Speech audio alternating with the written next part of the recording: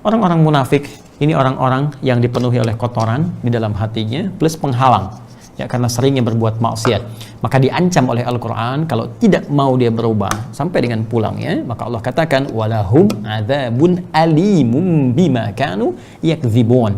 Riwayat Hafiz dari Asim bima kanu yukadzibun.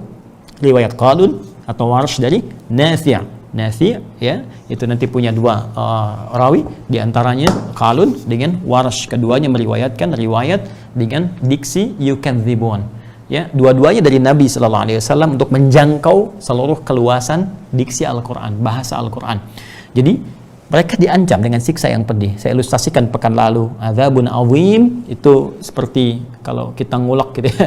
Kemarin kita ilustrasikan ibunda atau istri di rumah misalnya, atau suami, ayah mengulek sambal, kan? Ada tomat yang langsung dipukul pakai cowet begini, ya, begini. Nah, itu adzabun azim.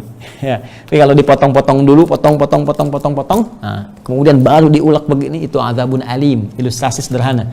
Laisa kamitslihi syai'. Ya, tidak sama dengan nanti yang di akhirat, mungkin lebih dahsyat daripada itu. Golongan kedua mendeklarasikan dirinya memang menutup dirinya kafir. Ya, kafir ini bahasa baku ya.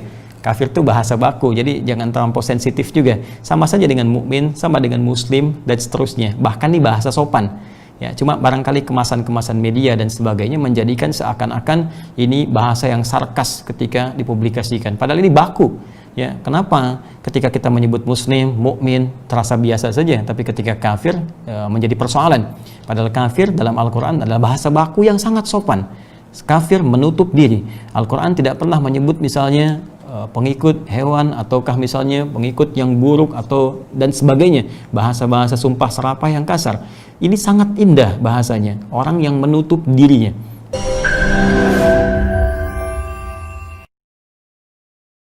Jangan lupa subscribe, like, and share. Kata kami beriman, ya, kami beriman, padahal sesungguhnya mereka tidak memiliki iman yang benar. Mereka bukan mukmin yang sejati. Yukhadi'unallaha walladzina amanu. Mereka mencoba untuk mengelabui Allah dengan pernyataan mereka, dengan deklarasi di lisannya, walaupun hatinya sesungguhnya tidak sama dengan apa yang keluar di lisannya. Mereka mencoba mengelabui Allah dan orang-orang yang yakin imannya benar kepada Allah. Kemudian apa yang terjadi? Wa ma yakhda'una illa anfusahum wa ma yash'urun. Apa mereka tidak sadar bahwa mereka hanya menipu diri sendiri tanpa mereka sadari? Bagaimana Anda bisa menipu Allah sedangkan Allah Maha tahu bahkan sebelum Anda kerjakan? Anda mau menipu yang Maha mengetahui segalanya, belum Anda kerjakan, belum Anda hidup pun sudah tahu apa yang telah, sedang dan akan terjadi. Maka menipu Allah itu sia-sia belaka. Menipu Allah tidak ada gunanya. Menipu Allah hakikatnya menipu diri sendiri tanpa disadari. Nah, kenapa tidak sadar dengan itu semua? Karena di hati orang-orang ini ada segelintir penyakit, ada virus yang kemudian menyebar. Ya, fi qulubihim marad. Di jiwa-jiwa mereka ada penyakit sehingga kebeningan itu tercampur dengan kotoran-kotoran. Tertutup sehingga cahaya hidayah Allah tidak bisa tembus ke dalam jiwa mereka. Kalau saya sering ilustrasikan, kalau Anda punya misalnya taruhlah bahkan air bening ya di dalam gelas misalnya, atau susu atau kopi, kemudian di dalamnya ada kotoran hewan tertentu, ataukah tanah yang kotor atau sesuatu yang kotor ya, bukankah itu akan memengaruhi terhadap kualitas minuman yang ada dalam gelas ini, sehingga mohon maaf Anda cium pun baunya berbeda. Bagaimana mungkin Anda konsumsi?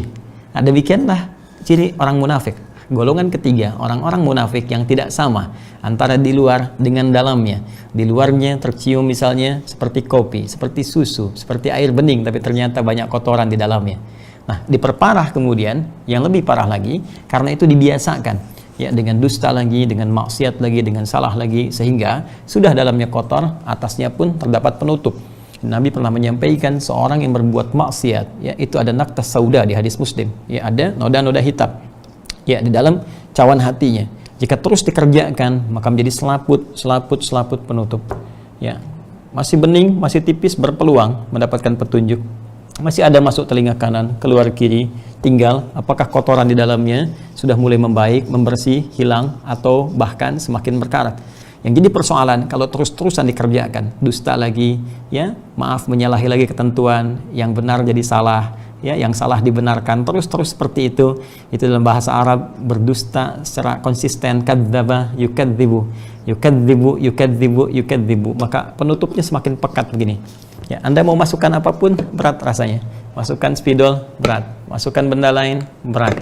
Ya, demikianlah cahaya hidayah sulit untuk tembus jikalau maksiat terus dipertahankan. Ya, karena itu orang-orang yang mempertahankan maksiat dan tidak mau kembali dengan sifat kemunafikannya.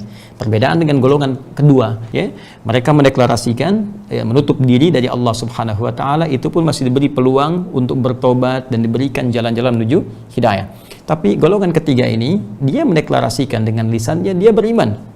Dia beriman, dia muslim, tapi karena dalamnya tadi banyak kotoran dan terbiasa berbuat maksiat, dipertahankan itu, maka jadi sekat pada cawan hatinya hidayah Allah yang senantiasa ditembuskan. Ya, hidayah itu selalu diberikan seperti sinyal di handphone Anda. Sinyal itu selalu ada. Persoalannya, apakah handphone Anda mampu menangkap atau tidak? Kalau Anda berada di ruangan, sinyalnya tak sampai, bukankah Anda akan coba keluar mencari untuk mendapatkan sinyalnya? Jangan katakan sinyalnya tidak ada, Anda yang terhambat untuk mendapatkan itu. Ya, tinggal usaha Anda apakah mau tidak dapat sinyal itu. Bukankah Anda keluar cari jaringan dan sebagainya. Sekarang sinyal hidayah diberikan, cuma karena Anda terhambat oleh maksiat, sinyal itu nggak nyampe. Anda mesti keluar dulu dari ruangan itu, keluar dulu dari situasi itu, cari sinyalnya, dapatkan sinyalnya. Ketika hati Anda tergerak mencari sinyalnya, dapat Anda hidayah itu. Karena itu jelas Allah menegaskan di Quran surah ke-29, ya, di ayat 69 itu, walladzina jahadu fina lanahdiyannahum subulana. Orang-orang yang memang sungguh-sungguh serius mau mencari hidayah kami, pengen nyari sinyal-sinyal hidayah. Dia merasa sinyalnya lemah, dia cari.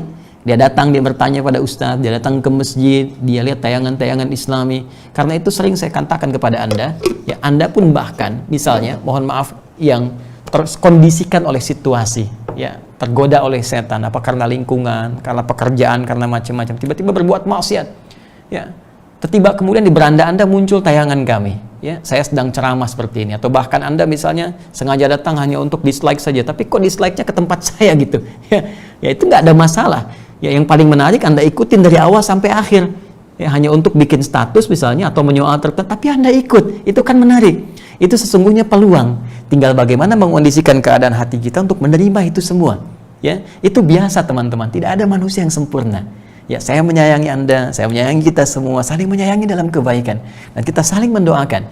Tinggal apakah itu semua membantu kita untuk menjadi baik?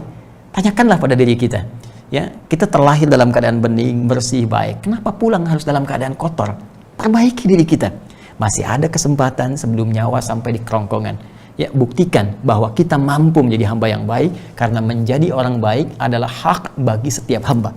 Ingat, menjadi orang baik adalah hak bagi setiap hamba. Tinggal kewajiban kita, fisik, roh, akal kita, bagaimana mengondisikan kita berada dalam keadaan yang terbaik.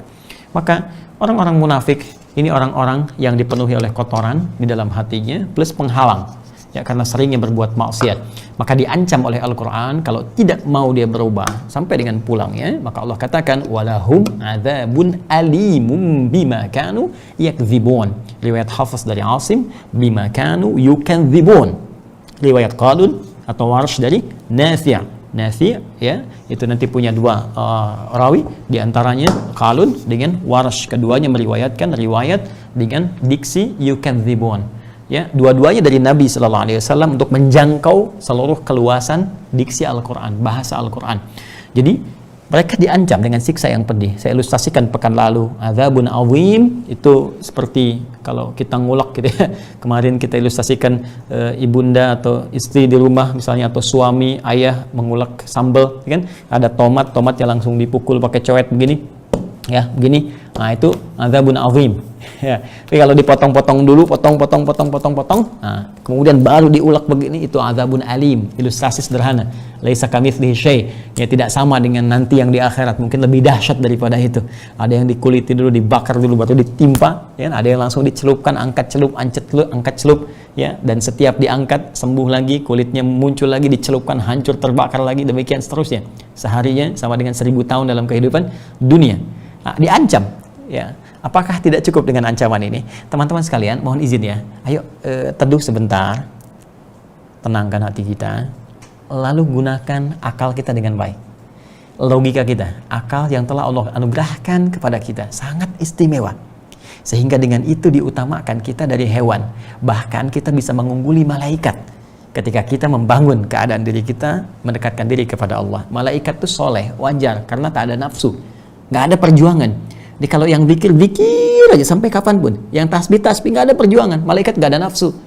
Pernah dengar malaikat misalnya pengen ngelamar seorang? Tidak ada. Ya, tapi kita berjuang. Kita berjuang karena ada nafsu. Jadi kalau kita soleh, derajat kita lebih tinggi daripada malaikat.